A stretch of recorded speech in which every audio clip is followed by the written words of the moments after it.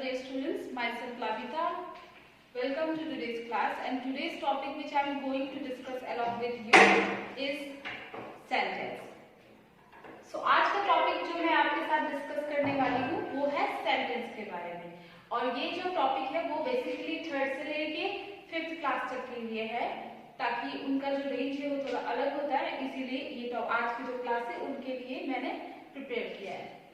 So firstly sentence के बारे में जानने के लिए सबसे पहले हमें सेंटेंस की डेफिनेशन के बारे में जानना जरूरी है। Firstly we will write the definition of sentence.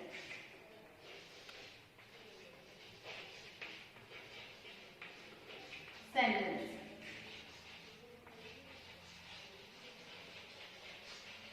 A group of words which makes a complete sense is called sentence. So, the definition of sentence is a group of words which makes a complete sense is called sentence. A group of words which make a complete sense is called sentence. हालांकि sentence का जो chapter है वो class 1 से start हो जाता है. So I think that most of the students you have already learned about the definition of sentence. So the definition is a group of words which makes a complete sense is called sentence. तो हम definition से समझने की कोशिश करेंगे कि sentence होता क्या है. Firstly बच्चों आप ये देखिए a group of words. What is written here? A group of words. Group of word जब हम यहाँ पे पढ़ते हैं तो हमें क्या समझ में आता है कि एक से ज्यादा वर्ड को हम जो एक ग्रुप होता है, ग्रुप ऑफ वर्ड्स का मतलब होता है जब हम एक से ज्यादा वर्ड लिखते हैं तो हम उसको ग्रुप बोलते हैं.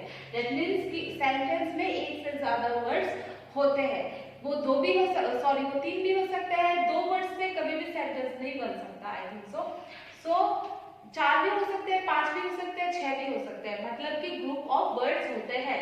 और जो कि सेकेंडली हम ये देखेंगे which makes a complete sense. which makes a complete sense का मतलब ये हो गया कि जो complete sense बनाता है, जिसका complete sense होता है, is called a sentence. Firstly sentence में ग्रुप ऑफ वर्ड्स होते हैं, एक से ज्यादा वर्ड्स होते हैं. सेकेंडली वो वर्ड्स जो होते हैं वो कंप्लीट सेंस बनाती है. दैट मीन्स कि जो सेंटेंस आप लिखते हैं उसमें एक कंप्लीट कोई मतलब बनी हुई रहेगी. कंप्लीट एक शब्द आपको मिलेगा, कंप्लीट एक ऐसी वाक्य आपको मिलेगी जो पूर्ण होगी, कंप्लीट होगी और जिसका कोई मतलब मिलेगा. तो हम यहाँ पे कुछ पॉइंट्स लिखेंगे जो सेंटेंस को पूरा करते हैं और जो सेंटेंस के साथ रिलेटेड रहते हैं. और सेंटेंस लिखने से पहले ये हमें जानना बहुत ज्यादा जरूरी होता है. सो फर्स्टली मैं यहाँ पे स्टार्स बना रही हूँ. So first point is a sentence always starts with a capital letter. So first point हमने लिखा a sentence always starts with a capital letter. That means कि sentence जब हम लिखते हैं तो पहला वर्ड जो हम लिखते हैं वो हमेशा कैपिटल लेटर से शुरू होता है. सिर्फ वर्ड के फर्स्ट स्पेलिंग जो होती है लेटर, फर्स्ट लेटर जो होता है वो हम हमेशा कैपिटल के साथ शुरू करते हैं. आपने अल्फाबेट सीखे हैं, अल्फाबेट में 26 लेटर होते हैं. तो अल्फाबेट्स पे सीखते के टाइम में आपने जाना होगा कि 2 फॉर्म्स ऑफ अल्फाबेट्स होता है. वन है small letter and the other one is capital letter. तो कैपिटल लेटर सर बच्चों हम कैपिटल लेटर इस तरह लिखते हैं, स्मॉल लेटर हम इस तरह लिखते हैं. तो आपको बच्चों ये लिखना है, आपको क्या लिखना है, ये वाला फॉर्म. दैट मींस कि कैपिटल और ये स्मॉल है. तो आपको ये कैपिटल वाले से स्टार्ट करना है हमेशा सेंटेंस लिखना. Second point is a sentence always ends with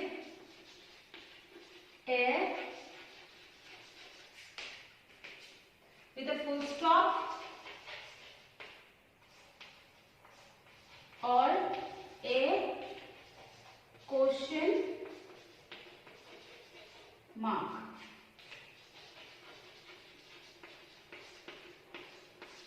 With a question mark. Second point is a sentence always ends with a full stop or a question mark. Sentence हमेशा and होता है full stop या फिर एक question mark के साथ. तो firstly हमने डेफिनेशन के बारे में पढ़ा, वो है a group of words which makes a complete sense is called sentence. Secondly हमें यहाँ पे 2 पॉइंट्स आपके लिए लिखे हैं, वो है कि a sentence always starts with a capital letter and the second one is, जो second point है वो है a sentence always ends with a full stop or a question mark. So अगर हम दूसरा पॉइंट आप ये लिख सकते हो, अगर आप 2 सेंटेंस को ज्वाइन कर रहे हो तो आप उसमें कॉमा यूज करते हो. अब हम 2 सेंटेंस को ज्वाइन करने के लिए हमने क्या लिखा, उसमें हम कॉमा यूज करेंगे. तो फर्स्टली मैं आपको बहुत ब्रीफली बहुत शॉर्ट फॉर्म में आपको एक मेथड से आपको सिखाती हूँ. आपको सिर्फ 4 पॉइंट्स याद रखने हैं. पहला पॉइंट ये है, डेफिनेशन से ही पहला पॉइंट हम लेंगे, वो है कि सेंटेंस में ग्रुप ऑफ वर्ड्स होता है. सेकंड पॉइंट भी हम डेफिनेशन से ही लेंगे कि वो ग्रुप ऑफ वर्ड्स जो होते हैं वो एक कंप्लीट सेंस बनाता है. थर्ड जो पॉइंट है वो हम ये लेंगे कि कैपिटल लेटर से ही हमेशा सेंटेंस शुरू होता है. और जो फोर्थ वन पॉइंट इज कि सेंटेंस हमेशा फुल स्टॉप या फिर एक क्वेश्चन मार्क से एंड अप होता है. और अब हम लिखेंगे बच्चों कि सेंटेंस कितने टाइप्स के होते हैं. सेंटेंस क्या होते हैं, कितने टाइप्स के होते हैं. तो उससे पहले मैं आपको कुछ एग्जांपल्स के साथ आपके साथ सेंटेंस के बारे में डिस्कस करूंगी. सो यहाँ पे हम कुछ एग्जांपल्स लिखेंगे. फॉर एग्जाम्पल हमने लिखा India is a big country.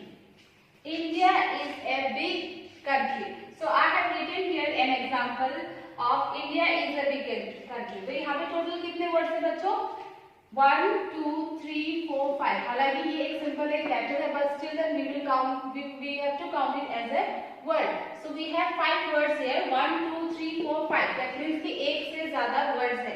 और एक से ज्यादा वर्ड्स को जैसे कि मैंने आपको बोला वो एक ग्रुप ऑफ वर्ड्स कहलाता है. और आप बच्चों अब ये देखिए कि ये एक कंप्लीट सेंस बना रहा है या नहीं. India is a big country, complete sense बना रहा है. होपफुली ये कंप्लीट सेंस बना रहा है. ये कंप्लीट सेंस है. India is a big country का मतलब हो गया इंडिया एक बहुत बड़ा कंट्री है, एक बिग कंट्री है. तो ये एक कंप्लीट सेंस बना रहा है बच्चों. तो सेकंड एग्जांपल हम आपके लिए लिखेंगे. What is the name of your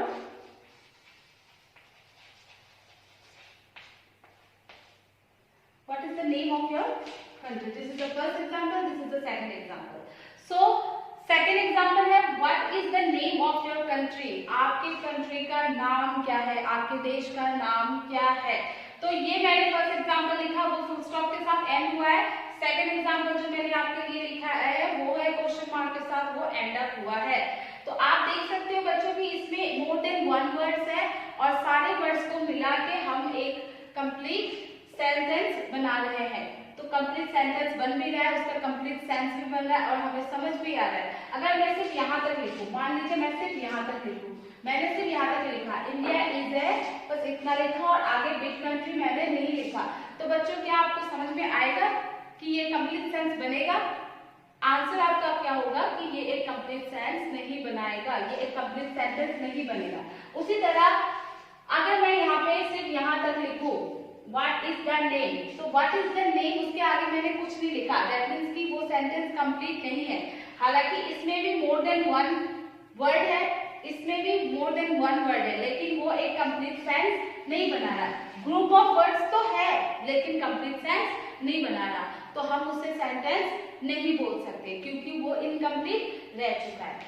तो ये बच्चों को एग्जाम्पल मैंने लिखा है सेंटेंस के बारे में। इसमें देखिए, इसमें कंप्लीट चारों चीजें, चारों पॉइंट्स आ चुके हैं। पहला पॉइंट था एक ग्रुप ऑफ वर्ड्स, यहाँ पे ग्रुप ऑफ वर्ड्स बन रहे हैं बच्चों जी, यहाँ पे ग्रुप ऑफ वर्ड्स बन रहे हैं। सेकंड था which makes a complete sense, यहाँ पे कंप्लीट सेंस बन रहा है, यहाँ पे कंप्लीट सेंस बन रहा है।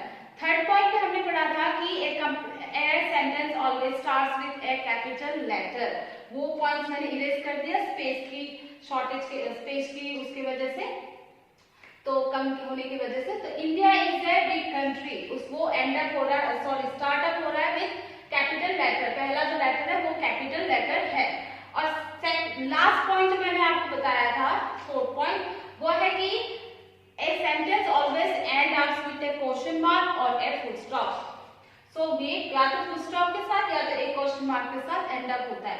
तो चारों चीजें जो है ध्यान रखिए, ये एग्जांपल्स मैंने दिए हैं जो कि इजी मेथड पे आप समझ सकते हो। यहाँ पे एक ग्रुप ऑफ वर्ड्स है, ये कंप्लीट सेंस बना रहा है, ये शुरू कैपिटल लेटर से हो रहा है और ये एंड अप फुल स्टॉप या फिर क्वेश्चन मार्क के साथ हो रहा है। तो ये चीजों, चार चीजों बच्चों, ये चार चीज जो है, चार पॉइंट जो है वो आपको ध्यान रखना पड़ेगा सेंटेंस के बारे में लिखने से पहले। आप ये चार चीजें अगर अपने माइंड पे ध्यान से रखोगे तो आपको इजीली सेंटेंस के बारे में लिखना इजीली आ जाएगा।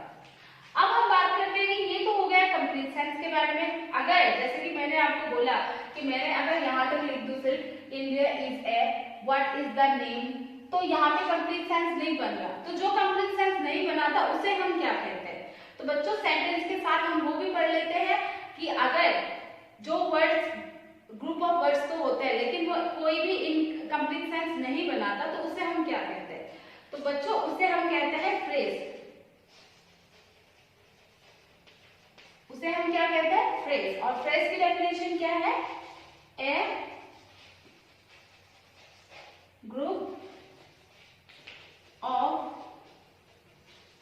Words which